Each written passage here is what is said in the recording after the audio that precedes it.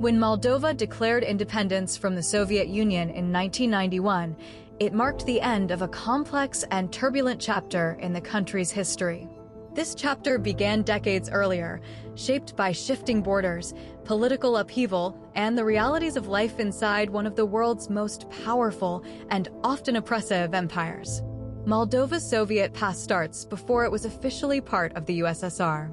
The region, known historically as Bessarabia, was part of the Russian Empire from 1812 until 1918, when it joined Romania after the Russian Revolution.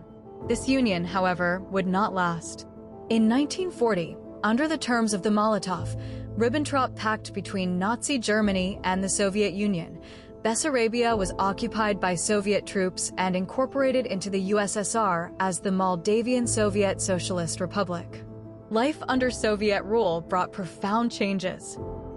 The Soviet authorities implemented collectivization of agriculture, taking land from private farmers and reorganizing it into state-run collective farms. This process was often forced and met with resistance, but dissent was swiftly suppressed.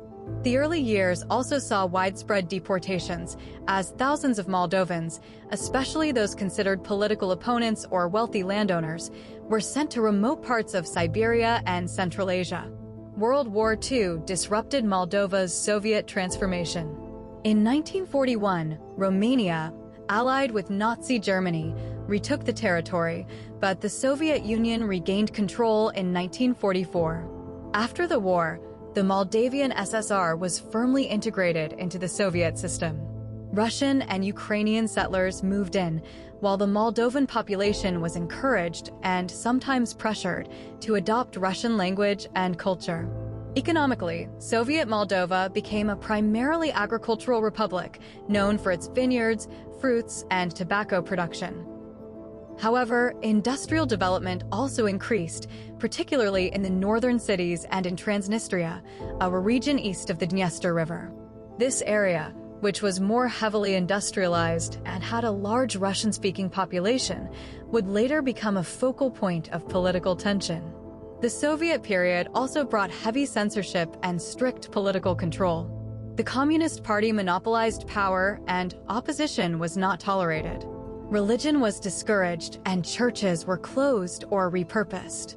At the same time, Soviet authorities promoted literacy, healthcare, and education, which improved living standards for many Moldovans, even if it came at the cost of personal freedoms.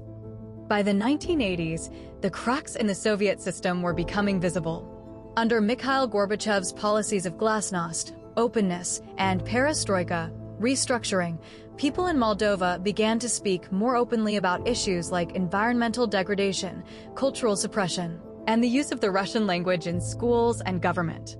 Moldovan national identity, long suppressed, began to re-emerge, with public demonstrations calling for recognition of the Romanian language and the return to the Latin alphabet. In 1989, the Supreme Soviet of the Moldavian SSR passed a law declaring Moldovan, essentially Romanian, the official language and restoring the Latin script.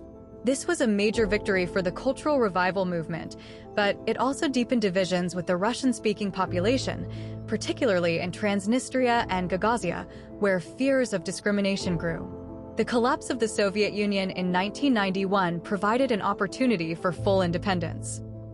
On August 27, 1991, Moldova declared itself a sovereign state. However, the transition was far from smooth. Almost immediately, tensions in Transnistria escalated into armed conflict as the breakaway region, with support from elements of the Russian 14th Army, fought to remain separate from Moldova.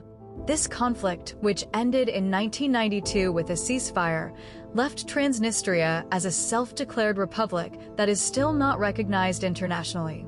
For many Moldovans, independence brought both hope and hardship. The Soviet system had guaranteed jobs, housing, and basic goods, but in the 1990s, the new market economy was unstable. Inflation soared, industries collapsed, and many people emigrated in search of better opportunities. At the same time, Moldova began forging new ties with Romania, Europe, and the wider world, even as its Soviet past remained a powerful influence on its politics and society. Today, Moldova's Soviet legacy is still visible. In its architecture, its infrastructure, its demographics, and even in its unresolved political issues. Understanding this history helps explain the country's current challenges and the complexity of its identity, situated between East and West. Moldova's journey from a Soviet republic to an independent nation is a reminder of how deeply history can shape a country's present and future. Thanks for watching. Had you ever visited Moldova?